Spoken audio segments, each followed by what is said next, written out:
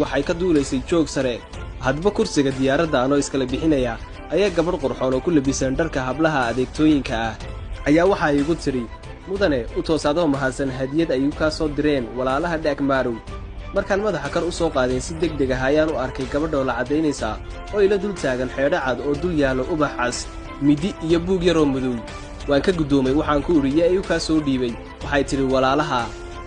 waan ku warceliyay anigoo doonaya inaan ka xaqiijiyo shakhsiga siday waxay igu tiri Lawrence waxaan sii weydiiyay waa kuma Lawrence waxay tiri waa kabtanka duuliyaha koobaad ee diyaaraddan aad saaran tahay su'aal dambe ma weydiin oo aanu aan fariisan ayaan ku uri waad mahadsantihiin labadiinuba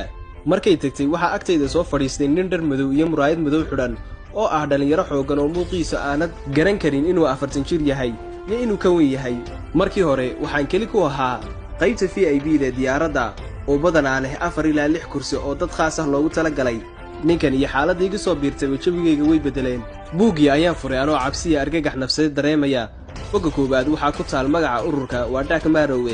oo ay hoostaal sumadooda maska iyo lafta dhuuxa madow u taagan oo isku talaab ah bogga labaad ayaan u dhaafay waxaa ku qoran Blood Brothers oo farcas oo sida dhiigga da'aya u qoran waxa sii korodhay cabsidii aan qabay iyadoo ay korodhay neefta iga gurmaysay iyo garaaca wadnahayga oo xoog u shaqaynaya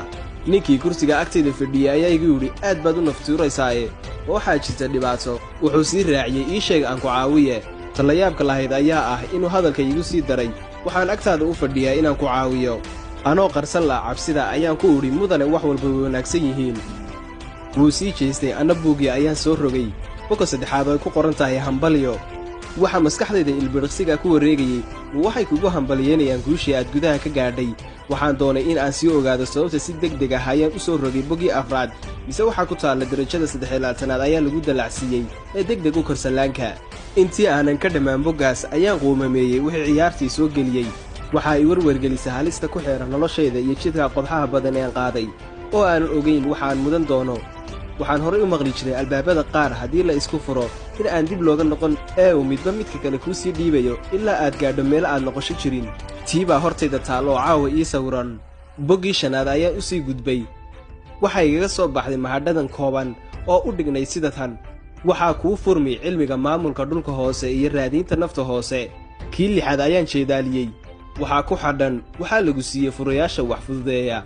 boggii toddobaad ayaan sii akhriyey anigoo xiise yar iigu jiro waxaa igaga soo baxday 40 habeed ayaad u soomi sirtan oo aad subagga iyo oonta xoolaad ka dheeraan naftu jecela in ay ogaato waxa laga qariyey 8 waxaa ku qoran kelinimo ayaad ku korsanaan buur korkeed bogga 9aad ayaa lagu muujiyey waxa kuu yimid kaalmayso oo ha kurban intaas markaan akhriyey ayaa haddana dareenkaygii kacay oo aan laba bogleeyey ninkii ayaa intuu soo jeestay igu yidhi waxaan diyaaradda u saaranahay in aan kuu kaalmeeyo inaad ka gudubto darajadan dhexe ood fuusho sallaanka sare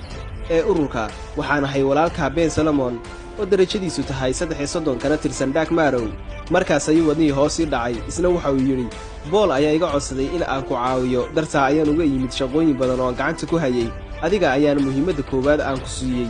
Solomon ayaa igu yidhi istaji isagoo garabkay haya ayuu ii sii raaciyey aayar neefso wuxuu ii bilaabay sheeko isagoo buugyarihii madooba iga qaaday si fudud ayaad u koraysaa sallaanka oo aad ku helaysaa darajada Solomon waxa uu ii sheegay in buugyarahani ka kooban yahay 13 bog bog kastaana fariin kooban xambaarsan yahay 12 sano ka hor ayaan darajada dhaafay waayo waxaan ka soo jeedaa qoyska aasaasay ururkan adna haddii aad doonayso inaad guul ka gaadho nolosha waan ku caawinayaa guul kastana waxay u baahan tahay sadaqo in wax loo huro huridda u weyni waa dhiiggaaga oo aad bixiso markaad ku qanacdo inaad darajadan gaadho mindida ayaad ku saraysaa suulkaaga bidix dhiigga ka yimaada ayaad ku saxeexaysaa bogga 13aad ee buugyarahan adoo dhex dhigaya ubaxa guduudan oo u taagan jiraha qarsoon baddaas markuu iila galay ayaan haddana argagaxay isna sidii uu akhrisanayo naftayda ayuu igala hadlaa waxaan hoos isku leeyahay waaba sidii qof igu lamaan beri dambe ayaan ogaan doonaa inuu ka mid ahaa dadka la hadla qareennada hoose iyadoo ay xaajo igu cakiran tahay ayuu i siiyey fursad aan kaga badbaado qoolkii aan madaxa kula jiray waxa uu igu yidhi waxaa sharci iyo shuruud noo ah in aan nafta lagu qasbin ama lagu dirqiin waxaanay diyaar u ahayn bartaas ayaa Solomon ka codsaday in aan ruuxiyan diyaar u ahayn in aan darajadan koro isna wuu igu bishaareeyay in la sugayo ilaa waqti aan istaahirinayo gabadhii cid u yeedhay iyada oo aanay jirin ayay intay soo gashay ay dib u qaaday xeedhadii iyo ubaxii mindidii iyo buugyarihii ay waday Solomon waxa uu igu yidhi iska nafisdeeto waa iska baxay halkii iyo keligay ayaan ahaa ilaa aan ka tegayo caasimadda dalxiiska iyo raaxada loogu tago jasiiradda Barbados ee Bridgetown. Si weyn ayaa laygu soo dhoweeyey qaybta martida. waxaa igu sugayay Berge iyo 2 dumar ah oo mid ku sawiran tahay maskaxdayda si aanan aqoonsan markii hore. markay hadashay ayaan aqoonsaday inay ahayd islaantii hay'adda haysatay ee ay gabadha warbixinta siinaysay. fajiciso ayay igu noqotay islaantii aan ku ogaa hay'addii ee halkan igu soo dhoweynaysa. waxay igu tiri may aqoonsatay, waxaan ahay Lara. madaxa ayaan ruxay anigoo aan rabin in ay iga shikido. Berge ayaa si weyn iigu bogaadiyey guusha aan soo hooyey. waxa uu ii raaciyey waa sababta lagu dallacsiiyey ee aad ahayd darajada 21aad laguna gaadhsiiyey darajada 23aad. waan ku farxay ayaan ku idhi anigoo marka igu horraysay been ka sheegaya dareenkayga. markuu Berge igu yidhi ma hubtaa isagoo dareemaya in dhoola caddayntayda ay wax ka qarsoon yihiin, waxa uu igu yidhi dabcan waa rag ku tababaran akhrinta dareennada qarsoon ee dadka badankoodu gadaal ayaan ka ogaan doonaa in ay qareen la hadlaanay. hudheelka Wayfis ayaa la ii sii qaaday, isna si mug leh ayaa igu qaabilay. mid ka mid ah shaqaalaha ayaa ii sheegay inay habeenimo jirto xaflad qoobka ciyaar ah oo aniga laygu maamuusayo. isagoo si weyn ugu faraxsan ayuu yidhi Rihanna ayaa heesaysa, waa fanaanadiiye. haddaan sidaada fursad u heli lahaa waxay noqon lahayd